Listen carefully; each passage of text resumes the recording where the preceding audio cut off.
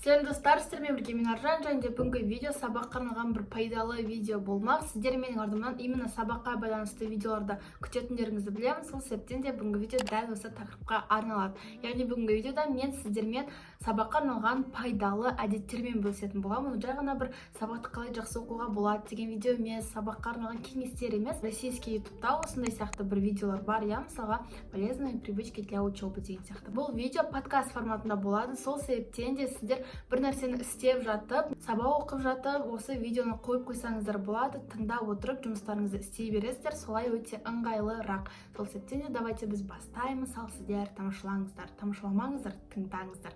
Кеттік. Ең бірінші айтатын кеңесім ол оқу күнделігін арнау. Міндетті түрде блокнот арнау керек, және де сол блокнотқа жоспарлау керек. Жалпы жоспарлау ол жай ғана өмірде керек деп ойлаймыз да, бірақ та именно сабаққа келгенде біз почему-то блокнотты қолданбаймыз. Почему-то. Яғни біз өмірлік мақсаттарды қоямыз, осылай арықтау, немесе осыншама ақша табу деп. Бірақ та именно сабаққа байланысты біз нақты мақсаттар қоймаймыз. Сол себептен де біздің сабақ оқуға желаниямыз болмайды. Неге жалпы біз бір нәрсе істеуге желаниямыз болмайды? Өйткені біз неге істеп жатқанымызды түсінбейміз. Мән мағынасын өзіміз түсінбегесін, біз ол нәрсені жасағымыз келмейді, понимаете? Мақсатты неге жаңағы оқу күнделігімен байланыстырып айтып жатырмын? Өйткені бірінші біз мақсат қоямыз, сосын барып сол мақсатқа байланысты біз әрі қарай жоспарларға бөлеміз, кішкентай қадамдарға бөлеміз, ал жаңағы кішкентай қадамдарымызды біз міндетті түрде жаңағы оқу күнделігіне жазып отырсақ, ол жоспар болады. Сол себептен де тот же ұбт-ға дайындықты біз всегда жоспарлаймыз, то есть дедлайндар жазамыз. Дедлайн дегенде яғни ол нақты бір срок, нақты бір дата, и сол датаға дейін сен бір тапсырманы орындап бітіруің керек. Солай дедлайн қойып қойған кезде сен кейін когда-нибудь деп жүрмейсің да. Бұл қасиет бізде всегда андай уже қалып қалғанда, то есть ертең жасаймын, кейін жасаймын деп расписаниеңді де жаңағы оқу күнделігіне жазсаң болады. Менің ойымша қазір уже мектепте күнделікті қолданбайды, кәдімгі баға қоятын. Әр жетістік сайын өздеріңізді марапаттап отырыңыздар. Жаңағы сіз жоспарыңызды күнделікке жазыңыздар, и сол жоспарды орындасаңыз, жақсы орындасаңыз, бір жетістікке жетсеңіз, міндетті түрде өзіңе бір сыйлық жасау керексің. Неге? Жалпы бұл өмірде де өте маңызды нәрсе. Мысалы, сен өмірде бір жетістікке жетсең, сен өзіңді марапаттап, мысалы бір үлкен іс бітірсең, өзіңді марапаттап отыруға жетсің. Неге? Өйткені біз сондай кезде бізде бір мотивация болады, сол нәрсені істеп бітіруге.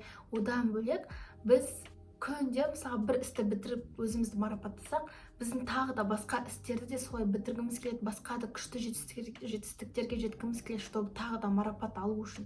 Ал егер керісінше сен өзіңді марапаттамасаң, онда естественно сен ештеңе істегің келмейді, то есть мен оны істеймін, жарайды, бірақ та оған маған қандай пайда деген сияқты. Сен өзіңді бір демалыспен марапаттасаң болады, немесе бір киноға барып келіп өзіңді марапаттасаң болады, өзіңе бір күшті зат алып, күшті косметика алып, күшті бір канцелярия алып, достармен қыдырып, күшті бір жейтін шоколад алып деген сияқты. Солай өзіңді марапатта. Сабақты таңертең түске дейін орындап таста.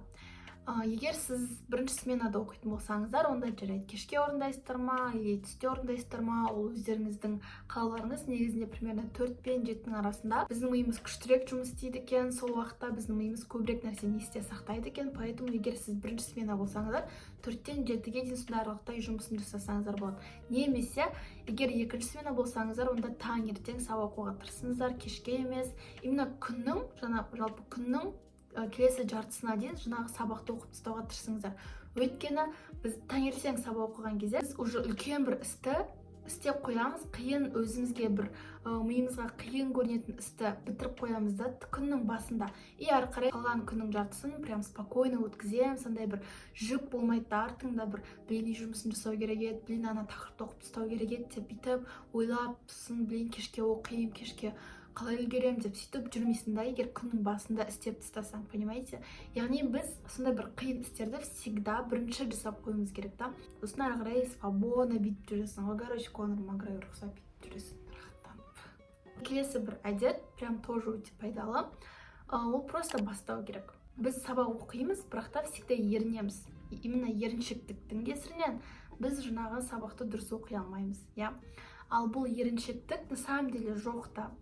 Бұл еріншектікті біз өзіміз ойлап табамыз, егер психологиялық тұрғыда қарайтын болсақ. Онда еріншектік, мотивация деген нәрселер, оның барлығы иллюзия. Оның барлығын біздің миымыз ойлап табады, бір сылтау да былай айтқанда. То есть ол еріншектік деген нәрсені біз ұстай алмаймыз, иә. Ол ауада да жоқ. Короче, ол бұның барлығы біздің миымызда, біз ойлаймыз да. Вот қазір сен отырасың, мысалға кино қарап или инстаграмға отырасың да, блин, сабақ оқу керек еді, бірақ ерініп тұрмын деп. Бірақ еріншектік жоқ па негізінде, иә, логично ойлайтын болсақ. Оны сен өзің бүйтіп ойлап тауып жатсың да, ерініп тұрмын деп сылтау айтып жатсың, короче, түсіндіңіздер ма? Яғни еріншектік деген нәрсе ол жоқ. Біз оны ойлап табамыз. Сол себептен достар, просто бастау керек. Просто бастасаң, әрі қарай сен уже оңай жалғастырып кетесің да. Просто именно бастау бізге қиын всегда, я. Просто телефонды қою, столға отырып, кітаптеріңді ашу қиын почему-то. Сол себептен де 3 минут практикасын қолдануға кеңес беремін. То есть сіздер жаңағы инстаграмда отырасыздар да, и резко сразу ойланып емес, блин, так, қазір 1 сағат отырамыз, сабақ оқиын деп емес, резко қойып қаласыздар телефондарыңызды, и сразу алғашқы 3 минут бойы сразу сабақ оқуға отырасыздар. Сразу дәптеріңізді аласыздар, ештеңе күтпейсіздер. Сразу отырған кезде сіздерде андай болмайды да, мысалға біз бір нәрсені жай істеген кезде, мысалға тіпті сабақ оқуға отыратынның өзі бір үлкен бір процесс болып кетеді, андай бір созылып, анан дәптеріңді іздеп, анан жинап, үйде жинап сөйтіп жүрген кезде, естественно, сен дұрыстап сабақ оқуға деген желание қашып кетеді, потому что андай уже ана үлкен процесстің кесірінен сенің миың ойлайды да, блин, қазір тағы да осыншама уақыт көп отырып сабақ оқиын ба, не деген сияқты. Ал егер сен резко бастасаң, сразу бастасаң, жаңағы 3 минут бойы өзіңді ұстап сабақ оқып отырсаң, ары қарай оңай жалғастырып кетесің да. Сол себептен де біздің миымыз ондай кезде сразу процесс бір процесстен басқа процесске енген кезде біздің миымыз түсінбей қалады, и наоборот оған оңайырақ, бізге солай оңайырақ та, біз олай өйтіп қиналмаймыз. На самом деле барлығы біз ойлағаннан да оңай. Одан бөлек сіздерге помодоро техникасын қолдануға кеңес беремін. Помодоро техникасы, яғни көбімізге таныс, яғни сіздер 30 минут бойы сабақ оқысаңыздар, 5-10 минут демаласыздар. Сол арқылы сіздер андайда біз өзімізді слишком қатты запрещать етеміз. Всегда біз өзімізге робот сияқты қараймыз. Бірақ та біз адамбыз ғой. Біздің де бір жүрегіміз бар, біз де шаршаймыз, бізде энергиямыз таусылады. Бірақ та біз өзімізге робот сияқты қараймыз. Сен керексің, сен должен, ты должен деген сияқты, ты обязан деп өзімізге андай бір заң, правила қойып қоя береміз. Сол себептен де біз солай өзімізге демалыс алып отырамыз, кішігірім үзіліс алып отырамыз. 40 минут сабақ оқысаң, 10 минут бойы мысалға именно телефонға қара деп емес, 10 минут бойы мысалға перекос жасап, мысалға далаға қарап, бір жаттығу жасасаң да болады. Сен адамсың, саған да демалыс керек. Это нормально. Біз физически шаршаймыз, біз эмоционально шаршаймыз, еще и физически шаршаймыз. Именно физически шаршамас үшін міндетті түрде осылай үзіліс алып отыру керек. Яғни помодоро техникасын қолдан. Тағы да бір өте пайдалы әдет, ол оқығаныңды түсініп үйрен. Жалпы сабақтың, тақырыптың не туралы екенін түсініп үйрен. Жалпы тақырыпты түсіну ол оңай, қиын емес та негізінде. И біз тақырыпты неге түсінбейміз? Неге біз мысалға конспект жазып отырып, біз басқа нәрселер туралы ойлаймыз, я? Таныс қой, я? Мысалға сен просто апай конспект жаз дегесін жазасың да, ал жаңағы текстта, жаңағы мәтінде не туралы айтып жатқан өзіңді түсінбейсің. Неге түсінбейсің? Өйткені сенің миың либо өткенде, либо болашақта. То есть сенің миың кешегі күнді ойлап жатыр, блин, кеше бүйтпеуім керек еді, блин, кеше бүйтіп ұрыс қалдық, енді не істейміз деп ойланып жатсың, ана жерде қолыңмен жазып жатсың, ал сенің миың вообще басқа жақта. Немесе керісінше сен ертеңгі күн туралы ойлап жатсың, блин, ертең не істеймін, бүйтемін, сөйтемін, блин, егер 5-ке шықпасам ше деген сияқты сөйтіп ойлай бересің да. И сенің миың нақты қазіргі сәтке фокус жасамаған кезде, естественно, сен ана не жасап жатқаныңды өзің түсінбейсің, не жазып жатқаныңды түсінбейсің да. Сол себептен достар, жалпы қазіргі сәтке фокус жасау ол өмірде керек нәрсе ғой, я? Өмірде керек нәрсе, өмірде керек бір навык. И дәл осы қабілетті біз сабақ оқыған кезде де пайдалануымыз керек. Өйткені сен дәл қазіргі сәтке фокус жасамаған кезде, сен жаңағы мәтінге толықтай бүкіл денеңмен, бүкіл жан тәніңмен үңілмеген кезде, сен бәрібір тақырыпты түсінбейсің. То есть сен бүкіл миыңмен анау кешегі күнге, ертеңгі күнге кетіп қалмай, дәл қазіргі сәтке фокус жасап, жаңағы тақырыпты оқып жатқан кезде бүкіл ішіңмен үңілесің, қарайсың. Сол кезде ғана сен түсінесің. Миыңдағы бүкіл артық ойларды алып, лақтырып тастаған кезде ғана, понимаете? Ал егер бір түсінбеген, немесе өткізіп жүрген тақырыптар болса, онда не істейміз? сұраймыз, басқалардан сұраймыз. Негізінде мен түсіндім, қазір мен айттым универімде кішігірім сабаққа байланысты проблемалар болып жатыр деп. И бұның барлығы менің басқалардан сұрамағанымның кесірінен екенін түсіндім. То есть мен реально именно жаңа орта болғандықтан сондай бір ұялып сөйтіп сұрамайтынмын да. Бірақ та именно сұрамағанымның кесірінен мен экзамен мысалға өте аз балл жинадым. Сол себептен достар, мысалға я бірге бірді қоссаң неге екі екенін түсінбесе, мысалға, онда сұра, неге апай, неге екі шықты, неге бірге бірді қосқанда екі шықты деп сұра, это нормально. Вообще андай глупая болып, мысалға бір көрінуге ұялма. Түсінбеген нәрсеңді сұрау, это нормально. Тақтаға ашу, өзің түсін, қатемен жұмыс жасау, это нормально, қателік жасау, ол нормально. И егер сен бір мысалы қате болса, егер сен бір аз балл жинап қалсаң, аз баға алып қалсаң, онда тұрған ештеңе жоқ. Значит, ендігі жол көбірек, күштірек жұмыс жасау керексің деген сөз. Және де қателіктерді барлық адам жасайды, онда тұрған ештеңе жоқ. Сол себептен де, егер сен бір есебің қате болса, есебің қате болып қалады деп, тапсырмаң қате болып қалады деп ойлама. Қате болып қалса, наоборот, сен айтпағаннан гөрі, сұрамағаннан гөрі, сұрамасаң, наоборот, сол қателікпен өмір бойы өмір сүретін боласың да. Ол қателігіңді ешқашан дұрыстай алмайсың, потому что сен оның бұрыс екенін білмей тұрып, сен оны қалай дұрыстайсың? Ал егер сен қателік екенін, оның қате екенін түсіну үшін сен сұрау керексің да, короче. Келесі менің айтатын кеңесім ол телефон туралы. Жалпы телефонға тәуелділік көп адамда бар. Сізде егер телефонға тәуелділік болса, прям өте үлкен тәуелділік болса, онда логично болса да айтайын, бұл тәуелділіктен құтылу керек. Біз неге телефонға тәуелді боламыз? Өйткені біздің өміріміз өзімізге ұнамайды, өзіміздің өмірімізде бір краски жоқ, таңдай бір қызық түстер жоқ, то есть скучный. Біз өзіміздің қалаған өмірімізбен өмір сүрмей жатқандықтан біз басқалардың өмірін бақылаймыз. Олардың армандағы, біздің арманымыздағы өмірді басқалардың сүріп жатқанын көреміз да. Яғни біз бұндай кезде бақылаушы позициясында боламыз да. То есть біз өмір сүруші позицияда болмаймыз. То есть біз барлығын өзіміз деп, мысалы блогерлер көбінесе өмір сүруші позицияда да. То есть олар өздері өмір сүреді, и соны көрсетеді, өздері өмір сүріп жатқанын көрсетеді.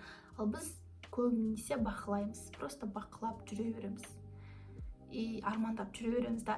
Сол себептен достар, біз өзіміздің өмірімізді қолға алмай, жаңағы телефондағы тәуелділіктен құтыла алмаймыз.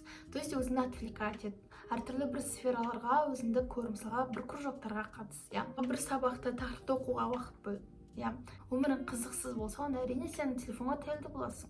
И жалпы телефонға біз күніне максимум 2 сағат, одан көп емес, 4-5-8 сағат емес, максимум 2 сағат, максимум тіпті 1 сағат арнай алсаңыздар да, это круто. Ал енді достар, одан бөлек дұрыс ұйқы, режиміңді сақта, дұрыстап ұйықта. Бұл да негізінде сабақты жақсы оқуға арналған пайдалы әдет, Егер сен себебі түні бойы дайындалмаймыз, түні бойы сабақ оқымаймыз, міндетті түрде. Себебі ұйқы ол бізге энергия береді. Себебі біздің энергиямыз болмаса, біз естественно мүлде шаршаймыз, біздің сабақ оқуға желаниямыз болмайды. Мысалға көбіміз ойлаймыз да, мен түнде күштірек оқимын, ал күндіз мен шаршаңқы болып жүремін деген сияқты. Логично, егер сен күндіз шаршаңқы болып жүрсең, значит сен түнде ұйықтамайсың. Таңертең тұр, кеш 1-2-3-ке дейін жатпа, пожалуйста. Режимді сақтаймыз. Міндетті түрде түнгі максимум 12-ке дейін ұйықтауға тырысамыз. Таңғы 5-те тұрамыз, таңғы 6-да тұрамыз. Бірақ та 5-ке дейін ояу жатпаймыз, потому что бұл тоже неуспешный адамдардың, жалпы мышлениесі кедей адамдардың әдеті. Сонымен достар, біз әдеттерді в принципе бітірдік. Ал енді менің соңғы айтатын кеңесім, бірақ та бұл да әдет деуге болады. Баға үшін оқыма. Бұл менің сендерге әпкелік беретін кеңесім. Өйткені мен де сендердің жастарында, мысалы бір 12, 13, 14, 15 жаста мен де сөйтіп баға үшін оқитынмын 8-ші сыныпқа дейін. Мен үшін баға маңызды болатын. Кейін бірақ түсіндім, что баға ол адам ешқандай рөл атқармайды. Диплом болсын, аттестат, қызыл диплом, қызыл алтын белгі, оның барлығы біздің өмірімізде ешқандай рөл атқармайды. Баға үшін оқымаймыз. Баға үшін емес, өзің үшін оқу керексің да. Өзің үшін, өзіңе керек болғасын, өзіңе қызық болғасын. Ал егер қызық болмаса, онда оқыма. Сен өзің сол оқып жатқан материалыңның, сенің үйреніп жатқан сабақтарыңның өзіңе керек екенін, жалпы құндылығын түсінбесең, саған бәрібір өзіңді заставить ете алмайсың, Себебі баға үшін оқыған кезде біз андайда, то есть без қою үшін біз біреуден көшіреміз. немесе біз жаттаған құсап жаттағандай болып айтып береміз, бірақ та біз оны жаттамағанбыз, мазмұндамағанбыз. То есть біз просто көрінеміз, то есть сондай бір обложка пайда болады да. То есть на самом деле біз ондай емеспіз, біз тоже маска киіп бастаймыз. То есть біз өзіміздің біліміміз бір 3-ке татиды да, ал бағаларымыз 5. Тірі бір 5 алғаннан гөрі одан да өзіңнің бір 3-іңді, өзіңнің бір 4-іңді алып отқан күштірек деп ойлаймын. Егер біз осындай 10 жастан бастап, осындай мектеп кезінен бастап баға үшін оқитын болсақ, то есть 5 алу үшін ғана оқитын болсақ, онда бұл әрине болашақта бір қандай адам болып өсеміз, қандай тұлға болып қалыптасамыз. То есть біз тоже ақшаға, ол бағалар ақшаға осатылға мен беттім да. Мен 11 класста толықтай ұбытқа дайындалдым да, потому что ол реально маған керек. Өзіме керек болғасын өзім үшін оқыдым. Ал мектеп сабақтарына мен мүлде қатыспадым. Тіпті бір сабақтардан 90-қа 3-ке шықтым да. Негізінде мен білім бар. То есть баға ол сіздің қандай екеніңізді бір определять етпейді. Сіз бағаға тәуелді болмауыңыз керек. Сонымен достар, бүгінгі видео сіздерге ұнады деп үміттенемін. Бұл кеңестерді сіздер енді күнде жасап отырып, әдетке, пайдалы әдетке қалыптастыруларыңыз керек. Әдет деген не? Ол күнделікті жасай беретін сенің рутинаңа еніп кеткен әрекет. Давайте келесі видеоларда кездескенше, пока-пока. О май гад, қалайсыңдар?